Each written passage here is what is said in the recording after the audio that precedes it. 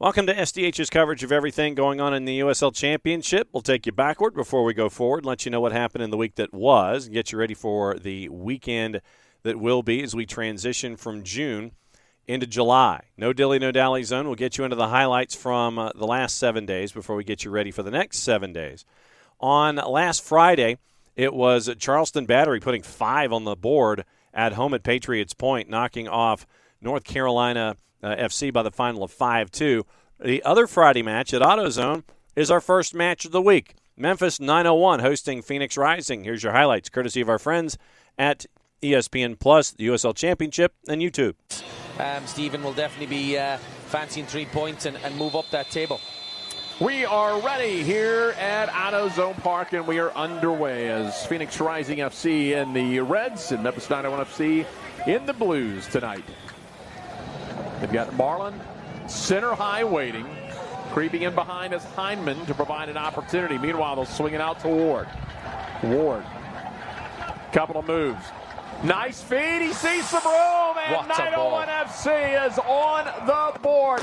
Great feed. And there is Zach Duncan.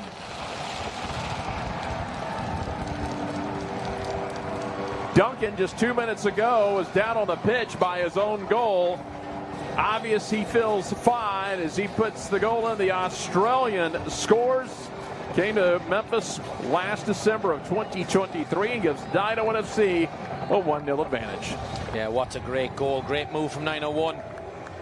We see it here. Fernando switches it to Akeem Ward. Akeem Ward looks on his left.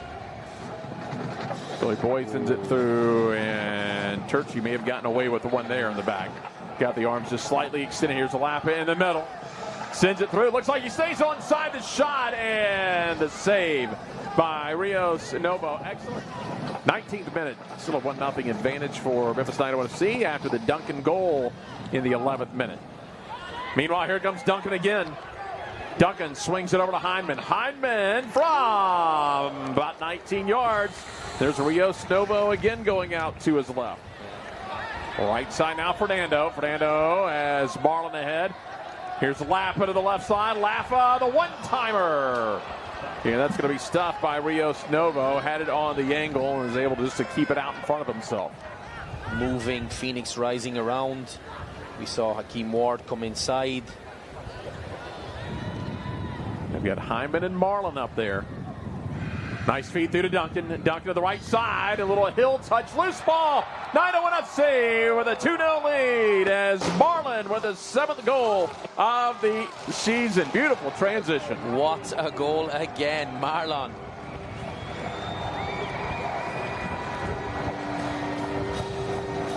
I'm not even sure who actually crossed the ball. It was kind of bouncing around, but Marlon in the right place, the right time. They'll stack it up high. Long to the back corner. Headed over the crossbar.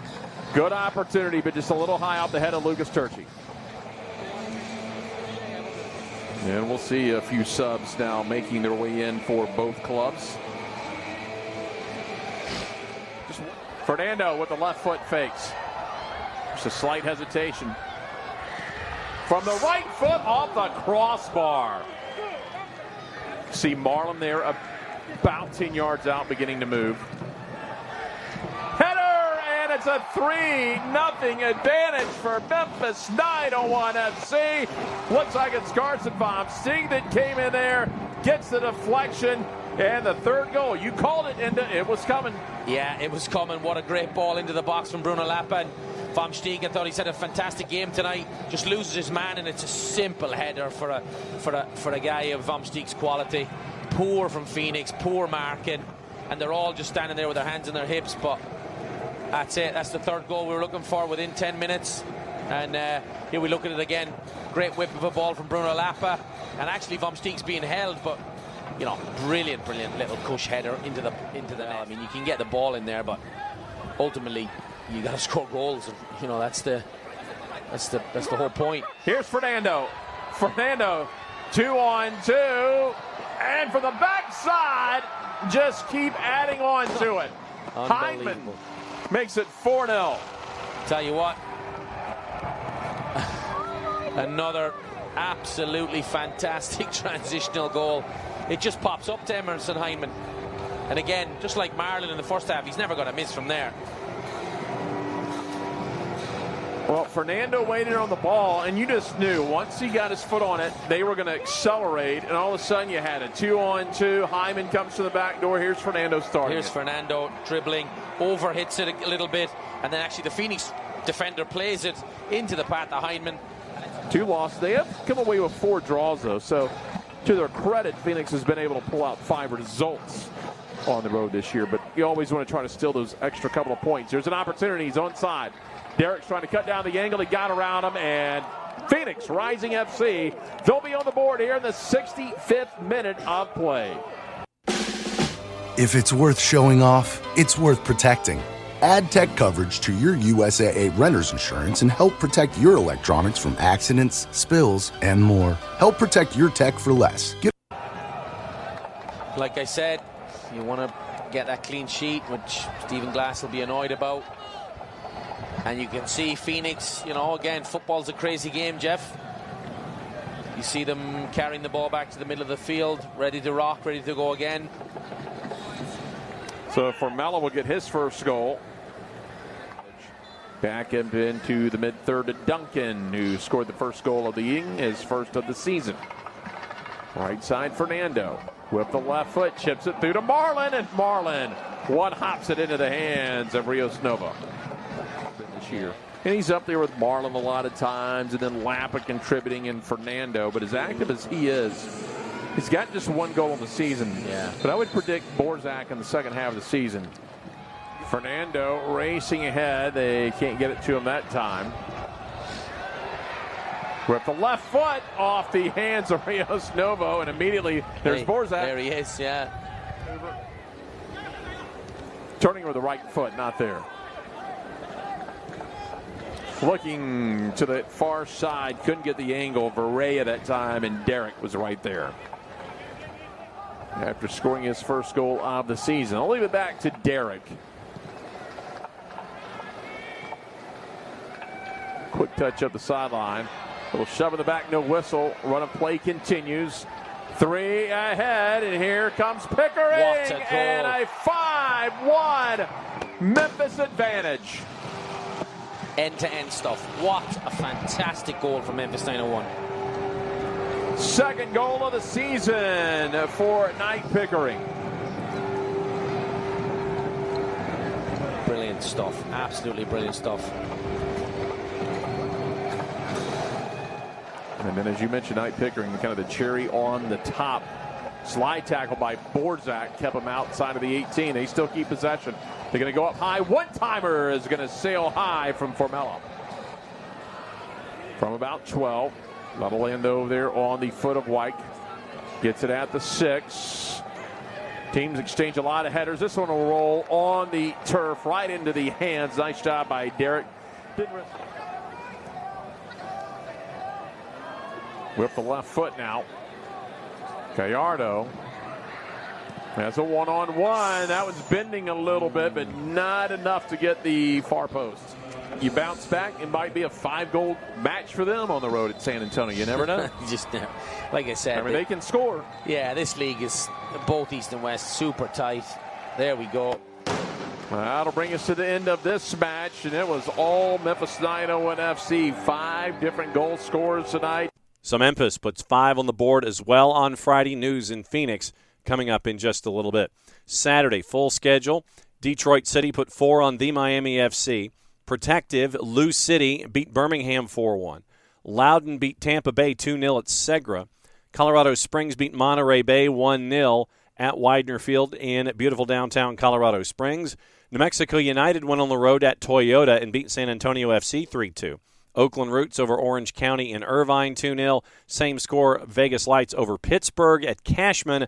Sacramento Republic beat Hartford Athletic 1-0 at Hart Health Park. That got us through the month of June, but in the month of July, had a couple in the midweek. At Segra on Wednesday, Loudoun shut out Hartford 3-0, which brings us to our second match of the week. New Mexico United and Orange County at the Lab. Here's your highlights, courtesy of our friends at USL Championship, ESPN Plus, and YouTube. You know Orange County's going to come in here. It's always been a good rivalry. It's always been a good game. I'm excited for this one.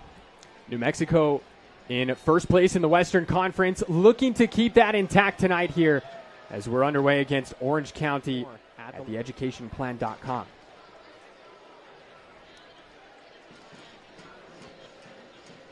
Just so much going on at this time of year.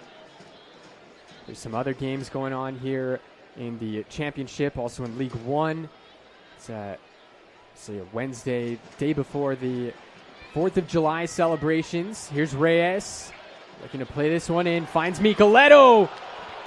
And Micheletto just sends this one high.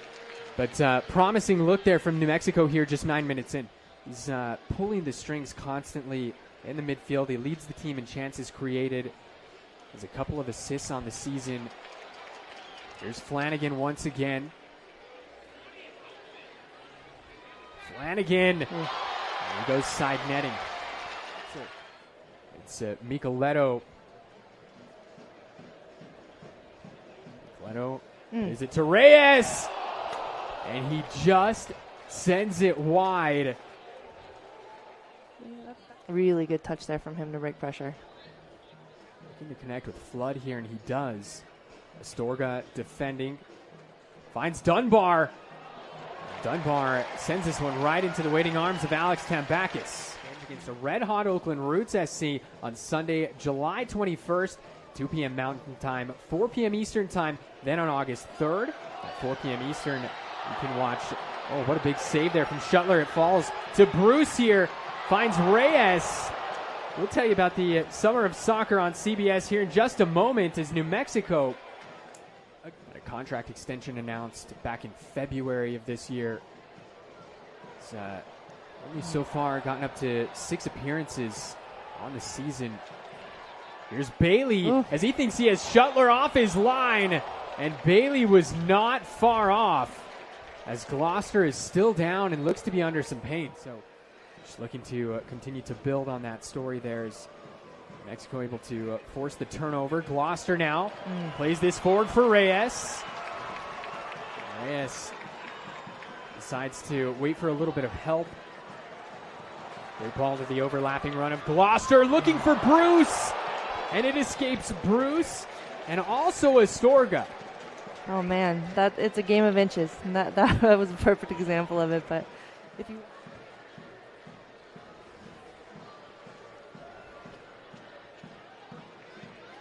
Here's Flanagan. Trying to get down to the end line, play the cross in. He does, and it's an own goal! New Mexico strike first! 50 minutes in, Flanagan with the backflip, and the lab has erupted!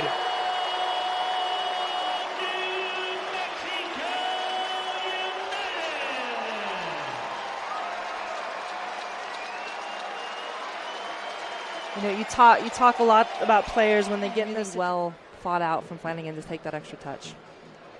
You know, and if you're Avion Flanagan, you've got to be wondering, when is my first goal coming? You know, unfortunately for him, he's had it twice now in back-to-back matches as New Mexico looking to strike again. Here comes Flanagan. Is this it? And Flanagan just sends it wide, but he is a man on a mission here in the second half. You almost called it, Tyler. You almost got the assist on that one. I'll tell you, it usually doesn't happen that way. So own goal. You know what's funny is we were just talking about an own goal being scored here the last time these two teams played. It was Josh Suggs for New Mexico. As this one played into Bruce. And that shot saved by Shuttler. As Daniel Bruce looking for his 4th goal of the season. 55 minutes gone by here at the lab. It's an Ashton Miles own goal. Opening the scoring here this evening. Seeing the black and yellow into the lead. Second consecutive match that New Mexico have found themselves with an own goal to put themselves up to start. Here's Flanagan once again. Flanagan. Still Flanagan. Rattles the crossbar, does Flanagan. And he's getting closer and closer each time, Coach. Closer and closer. Closer and closer. But you're right. He definitely wants to get that first one under his name. This is a Fiesta Auto free kick. So we get another look here. We get 30 minutes here tonight. You're going to see Gloucester head out after 60 minutes. These are... Like, the win in those games comes from a little bit of confidence that you can deal with it. There is going to be a roller coaster. There is going to be ups and downs, and confident quality teams deal with it. Reyes. And he just lifts this one wide. Akobo Reyes.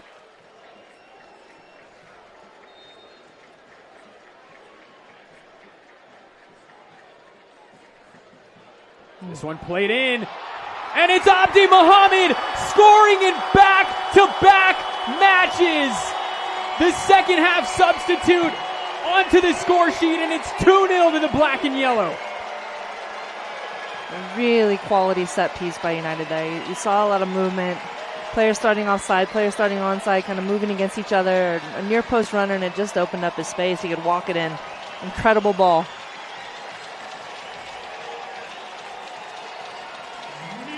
Abdi Mohammed has been on the pitch for less than 10 minutes as he connects there as Orange County look to counter.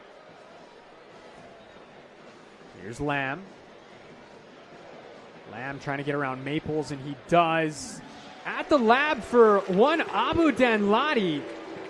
He played 45 minutes here in the international friendly against FC Juarez. Got a short run against Lubbock Matadors in the U.S. Open Cup, but here tonight making his USL Championship debut for the black and yellow. The Ghanaian, he was the first overall pick by Minnesota United in the 2017 MLS Super Draft. Excited to see him play. As this one coming in quickly here from Zico Bailey.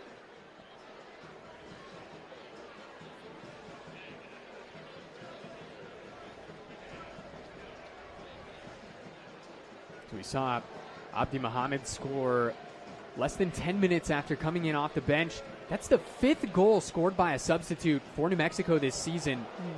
As that header just goes wide there. The former San Antonio man, Zico Bailey. Oh, and it's another header from Abdi Mohammed. Who would have thought that your right back is going to be your biggest threat from corners? Yeah, he's been a threat. And again, another quality chance off set pieces, which might just be the last touch of the match. Not quite, says Thomas Snyder. But that is in New Mexico United. Keep their perfect home record intact.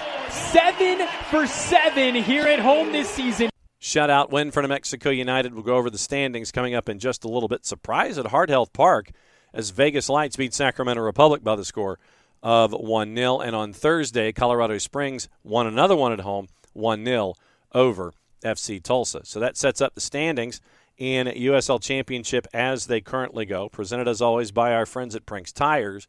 In the East, Lou City still has their 5-point advantage over Charleston. Charleston has hit each column once in their last 3. Indy 11 at 29 points had their 4-game win streak snapped. Tampa Bay's at 28. They had their 2-game win streak snapped. Detroit City's at 26. They have won now 3 of 4. Loudoun unbeaten in their last 5 at 25 points. Birmingham Legion had a 2-game win streak snapped there in 7th at 24. Then a big gap of 6 points to North Carolina FC, who has one more win than Rhode Island does. And that's why they're in 8th above the playoff bar, and Rhode Island is below. 10th in the East, Hartford Athletic has lost 3 in a row and 4 of 5. Pittsburgh struggling, 3-8-6. They have lost 3 of 4. They're at 15 points. And then the Miami FC at 2-13-2 with a goal difference of -21, 8 points so far this season. They've lost 4 of 5. In the West, New Mexico United 6 points clear, having won 3 in a row over Sacramento. Sacramento has had one happen in each of the last 3. They're at 28 points. Colorado Springs won 2 in a row. They're at 27. Oakland Roots at 26. They've won 4 of 5. Memphis 901 unbeaten in 5. They're at 25 points.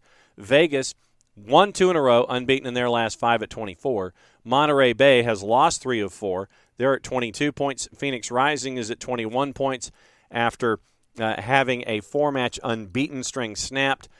Below the playoff bar at 21 points, it is Orange County, who has one more win, but they're behind in goal difference. They've lost 4 of 5. FC Tulsa at 17 points, same number of wins as San Antonio, and they have 2 less matches played, so their points per match average is better than San Antonio FC, who've lost 5 in a row. El Paso at 3-11-3 under Wilmer Cabrera. They have now lost 2 in a row. So the news of the week, and for the biggest news of the week, we probably can go to Phoenix. We'll get into that coming up in just a little bit. But news and notes in the viewing guide and other things, Fidel Barajas moving to Chivas. Nice piece of business done by Real Salt Lake, $4 million plus a piece of the pass. And so, of course, that means that Charleston Battery getting a piece of the action, too. Charleston Battery signed U.S. Youth International Zeke Soto to a contract. So that's, once again, big news for them as we go. News and notes for Week 18 in USL. And a lot of it has to do with Wilson Harris to start things off. Scored his 60th regular season goal. Youngest player to reach that number at 24 years, 7 months, and a day. Best scoring strike rate in a regular season, Cameron Lancaster had 80 goals and 1 for every 114 minutes. Wilson Harris is 5th on that list currently with 60 goals every 151 and a half. Alex Tambakis had a 3-save performance in the 3-2 win against San Antonio. Became the all-time leader in USL Championship in regular season saves, passing Evan Newton, 575 and climbing. Matt Van Okel is a distant third at 433. Danny Vitiello hit his 40 shutout mark as keeper for Sacramento Republic and has done so second youngest in USL Championship history at 28 years, 115 days. And he has the lowest goals against average in a USL Championship regular season, lifetime minimum of 100 appearances with a goals against of .82. And it was 5 goals in the first half for Charleston, by the way, knocking off North Carolina FC. Most goals in a second half, was Pittsburgh Riverhounds over Harrisburg City back in 2015. Loudoun's current 6-game unbeaten string, longest in club history. San Antonio's lost 3, in which it has led this season. And they now have lost 5 regular season games in a row for the first time in history. Paul Blanchette moved into the top 10 in regular season saves, passing former San Antonio FC keeper Matt Cardone at 324. North Carolina's Paco Craig became the 44th player to record 200 regular season appearances. M.D. Myers became the 4th player to record a hat trick for the Charleston Battery in a regular season, adding Dane Kelly, Romario Williams, and Nick Markanich. Prosper Kasim in Birmingham could become the first player in club history to record 150 regular season appearances if he is available for the matchup against the Battery on Friday night. 13 players have previously recorded 150 as they go. So that's your news and notes, your viewing guide for the week of July 3 through 6. And what we'll do is we will add in the USL League One activity as well and treat the USL as a single entity for the sake of television. Friday night, Charleston Battery, Birmingham Legion are on the Deuce. Rhode Island and Indy 11 are on ESPN+. Saturday, Detroit City and Tampa Bay is a night game on Golazo Network. Pittsburgh, Monterey Bay, North Carolina, the Miami FC, San Antonio, Phoenix, Oakland, Lou City. Those are all on ESPN+. Back into the doubleheader on Golazo Network, Orange County is hosting Memphis 901. In League One, Tormenta and One Knox are on ESPN+, as are Lex SC and Union Omaha, Hailstorm and Charlotte, Spokane, and Chattanooga Red Wolves.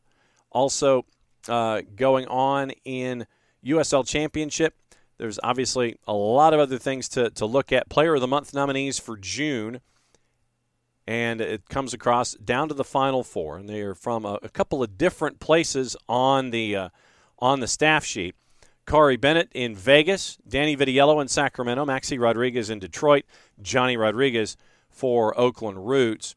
And it is a percentage. Fan vote, which is 51% of the poll, goes through Monday at noon Eastern. Technical committee and the National Media Panel come up with the other 49%. So Corey Bennett, Vegas Lights, Danny Vitiello, Sacramento, Maxi Rodriguez, Detroit City, and Johnny Rodriguez for Oakland Roots. Vote for them at uslchampionship.com, and you can play your part in who is the player of the month for the month of June in USL Championship. And that's presented, as always, by our friends at Konami eFootball. Don't forget to keep an eye on everything USL Championship. Follow along on their social media, on Facebook, on the web, on the 280-character app, and on the IG as we all go forward here with USL Championship. Looking at the schedule that is coming up this weekend in USL Championship and the juice boxes that are attached to it, it is, once again, remember, the month of July, and so what that means is that you're getting into some kind of schedule compression, as we saw from the previous week's activity, some Wednesdays, some Thursdays. You've got 2 on Friday again in USL Championship. Patriots Point, Charleston hosting Birmingham Legion, Rhode Island at Bern hosting Indy 11. Saturday has 6 matches to go. It is at 7 o'clock at Keyworth, Detroit City and Tampa Bay. 7 o'clock at Highmark, Pittsburgh hosting Monterey Bay. 7:30 at Wake Med, North Carolina FC and the Miami FC. 9 o'clock at Toyota San Antonio hosting Phoenix. 10 o'clock at Pioneer, Oakland Roots hosting Lou City. And at 10 o'clock, it is in Irvine, California, Orange County, hosting Memphis 901. Then the activity picks up again on Friday, July 12th, with matches on TV and the staggered schedules that are there. Juice boxes attached to the matchups that we have. For your Friday, Charleston is a -139 as Birmingham visits at a +323. Rhode Island is a +138 at home against a visiting Indy 11 side at a +177. Indy 11 playing on Friday as they get ready for Open Cup against Atlanta United on Tuesday. On your Saturday, the 6 matchups in USL Championship. Tampa Bay a +131 heading to Keyworth to take on Detroit City. Pittsburgh a -204 at Highmark hosting Monterey Bay, who's north of +500. North Carolina FC, huge favorite, no surprise, -370. Hosting the Miami FC at a +769 in the composite, courtesy of our friends at Odds Portal. San Antonio's a +110, hosting Phoenix Rising at a +215.